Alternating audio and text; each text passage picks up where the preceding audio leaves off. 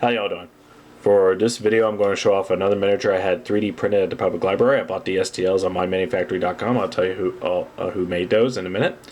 It is simply a Protoceratops, and while I enjoyed this miniature, I love its design and all that. It's very basic. It has a small deal of quills on the end of it, and not that I don't think we ever found a fossil with that, but because of Psittacosaurus, a small relative of this, it stands that they might have it as well. They're not prominent; they're very short, but it's not distracting.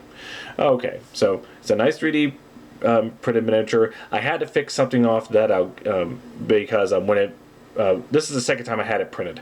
The first time I had it printed had a small part underneath the tail that wasn't printed. I could have fixed that, but the leg didn't print off well. In fact, it was kind of cut off and then printed the other part of it, so there's section missing. I didn't think I had the skills to do that. So I said, okay, let's try this again. Then the second time, the only thing that was wrong with it is that the beak, the upper part of the beak, rostrum I think it was called, that didn't print off, but that I could fix. I got some milliput, I shaped it into the beak using the STL file to look around to see how it, and cut some grooves into it.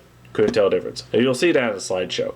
If it was a flawless one, I would be somewhat conflicted whether to paint it or not, because they printed this nice transparent green resin. Again, you'll see that in the slides.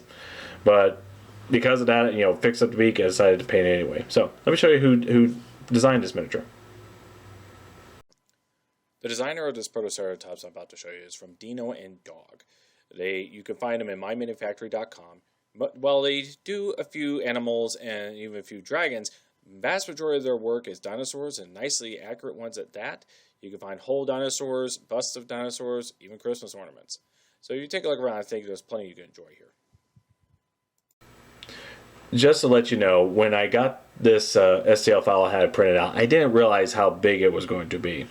Sure, I could have compared it to some other regular miniatures of the 25-35 millimeter scale, but the Protoceratops is actually larger than that. But I printed it all the same, and I enjoyed it for what it is.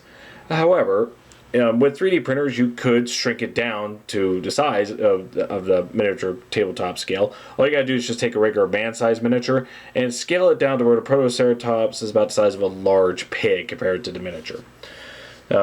But on the other hand, if you're creative enough, since the Protoceratops is a basal ceratopsian with no horn structures, you could print this out, and with a little milliput or green stuff or whatever you want to use, you can make out your own horn designs and all that, and wherever you want. Either something based on a real animal or your own take on that. The frill is a bit limiting, but maybe you could be creative on that as well.